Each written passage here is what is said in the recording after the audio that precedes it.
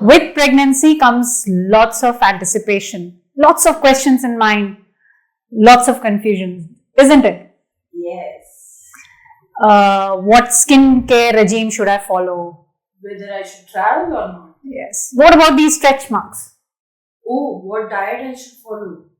So here are we. I, Dr. Rohini Khera Bhatt, consultant obstetrician, gynecologist at Borneo Hospital, Thane, and with me. So, Dr. Aditi, what about this travel in pregnancy? Yeah, please.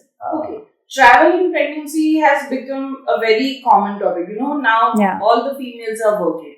They're traveling here and there. Yes. Plus, everybody is staying away from the family. Yeah. So, it's very common. They come up with the doubt whether I can travel, whether I cannot travel, which way I should be traveling, which is easier and safer for me. Yes. Okay, so my say on that is, usually the first trimester of pregnancy is very delicate time. Yeah, actually. It's a very delicate one. So previously, in olden days, they used to say we should not declare the pregnancy before 3 months. Okay? So I always used to wonder when I was studying also and all these things. Then I came to know the first 3 months of our pregnancy, the pregnancy itself is not stable. Right. So whether it's an IVF pregnancy, whether it's a natural pregnancy, all pregnancy by virtue of whichever way you have conceived carries a little or more risk of getting aborted. Right. So that was the basis behind it, though they never knew about it. Yes. So usually we say first trimester you avoid traveling, but if it is must, yes, you can.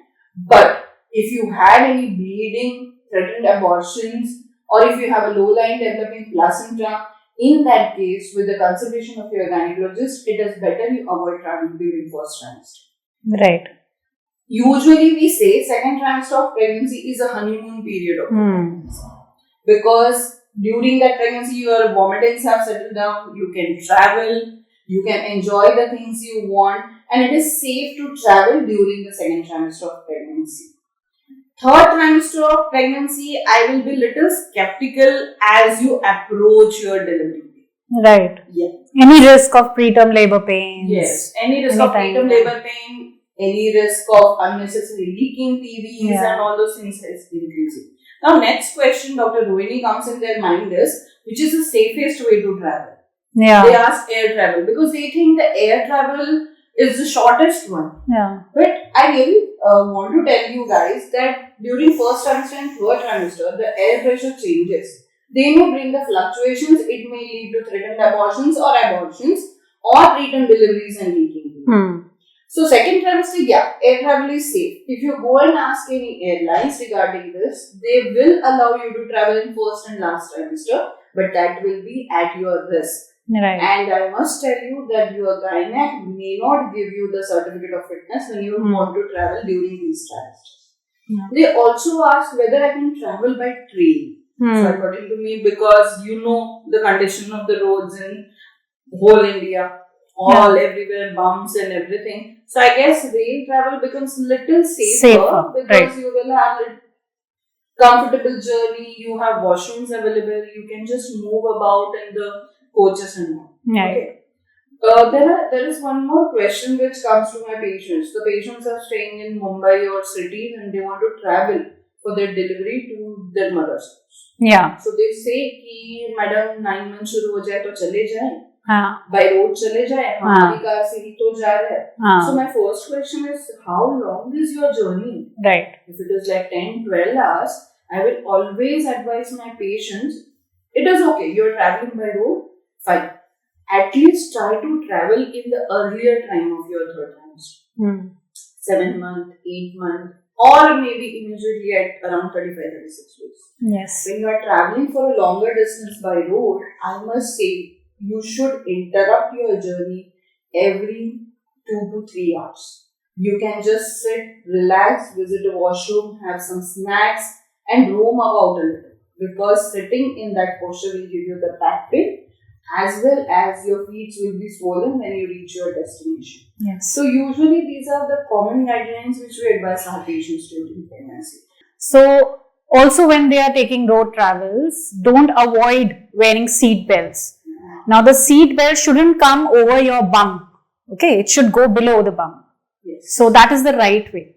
Also, when you are traveling by air, just make sure that you take the aisle seat and you get up every 30 minutes to walk around.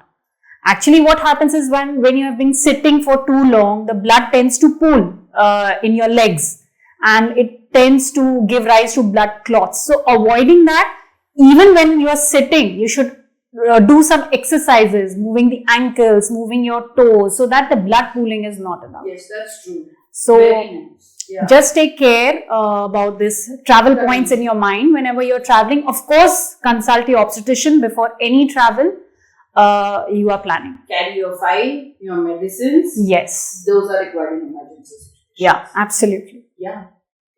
Next most common question, Dr. Rohini, comes about skincare products. Yes. Very true and very commonly asked question.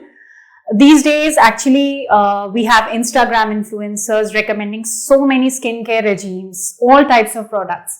And these women are not very sure whether they should be using all these products during their pregnancy or not.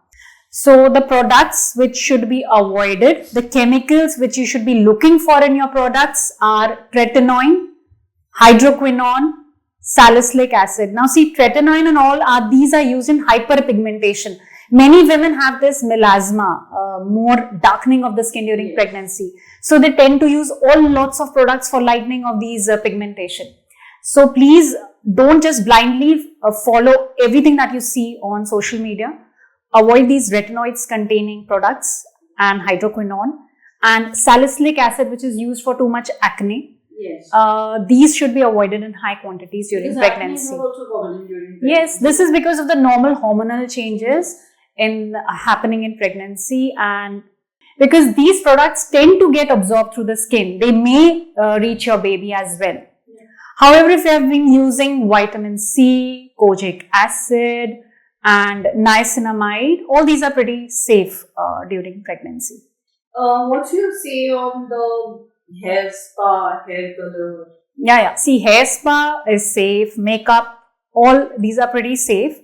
For about hair colors, you should avoid ammonia containing hair colors for sure. How about the sunscreens? Sunscreens are absolutely recommended. They are actually good for your skin. So, carry the sunscreen wherever you are traveling and use it. So, a mother who is pregnant need not go for a dysmorphic changes. She can be a beautiful mother. Yeah, absolutely, yes. So, they can follow all these regimes. And one more thing, please avoid taking tattoos during your pregnancy, because then these tattoos make you prone for so many infections which you are not even aware of. So, I would say please avoid that during your pregnancy. Now, as we are with the skincare, there is one more skincare, stretch marks. Yes. So, how you deal with your patients? Because all the patients, I guess, they are worried about the stretch marks. Yes, absolutely they are, and it happens. Most of the women have stretch marks. It is a normal physiology which is happening in your body. Stretch marks are a mark of your motherhood, and it should be appreciated. Actually, and there is no clear-cut scientific foolproof method to prevent it. Let me be very clear, because many women ask for, there are so many products in the market and all of them guarantee that you won't have stretch marks, but don't follow anything blindly. Stretch marks is a normal phenomenon which is happening because of the stretching of the skin. When you have a baby bump and it is growing, the skin is meant to be stretched. The collagen fibers which are there within the skin, they stretch to a limit and then they break. So that leads to the stretch marks. And absolutely, there are means to prevent it from having very dark stretch marks. You can prevent it by keeping yourself hydrated, by moisturizing your skin with moisturizers or oils, any type of oil like olive oil, almond oil, bio oil, which is very famous in, yes. Yeah, everybody says I'm using bio. So the concept behind everything is keeping yourself moisturized and hydrated so that these collagen fibers do not suddenly break and give rise to stretch marks. Also, maintaining preconception, that is before pregnancy, an exercise regimen, so that there is not a rapid weight gain during pregnancy, because as rapidly you gain your weight, rapidly the skin is stretched and more appearance of stretch marks happen. The fat will add. Yeah. One more thing I wanted to ask you, whether we should advise using these products in after specific time or to start with or in third trimester, because there are females coming postpartum. Yes. They're asking, abhi ho gaye, iske liye kya? See, for that we do have many skincare treatments. We have laser treatments coming on. We have retinoids which can be used after pregnancy is over. But talking about prevention, yes. See, just after 13 weeks, when your womb begins to grow inside your tummy, that is the time when the skin is most amount to stretch. So before it actually happens, you could start using these products like the oiling and moisturizing. 13 weeks, yeah. 13 weeks. Around 13 weeks of your pregnancy, you can start with moisturizing your tummy with all this. And also whether we should be scratching all these stretch marks. So yeah, you tend to scratch it. Nothing, it's just asked you to avoid scratching because you might injure yourself with nails. And nothing that scratching leads to more of stretch marks. It's just a myth. My thing is, I usually, like you said, we need to maintain the hydration. Yeah. I usually specify them, use all these products after taking the bath, or even if you are applying in the evening, just moisture tummy. Yes. So that will help you in a better way. Right. But I guess they are not totally preventable. Yeah. They can be more or less, they'll be there. Yeah. So they'll remind you that you were pregnant and you are a mother of a beautiful baby. Yes. Right? Yes. Very true. So, what all questions do you face apart from these which we discussed? Nowadays, I am facing such questions like fruits. Yeah, mainly comes fruit. Yes. And coincidentally, usually, I've seen Dr. Rohini, people once the pregnancy test comes positive, the mother or the mother-in-law, somebody will say papaya. Actually. And one of my patients, she was so much keen on having the papaya because she loved papaya. So she came to me and she was asking me whether I should eat the papaya or whether I should completely avoid it. So my say frankly was कि medically as such कोई भी देखेगा तो papaya is not totally contraindicated. It was the unripe green papaya from the tree. It was used as abortifacient in the previous days when the safer abortion modes were not available. Yes. So they used to say कि papaya मत खाओ so that it will reduce the risk of abortion. But nowadays in market, whatever papaya we are getting, whether organically, artificially, whatever it is right there. But when I say papaya kha lo, next day the mother-in-law comes. Yes. And she will say that happens with me too. Right. Aap aisa bol rahe ho, now my daughter-in-law wants to eat that. Yeah. So usually I advise my patients, 9 months of papaya nahi khaoge, it is not going to bother you, it is not going to change the outcome, but it will definitely avoid the conflicts in the house.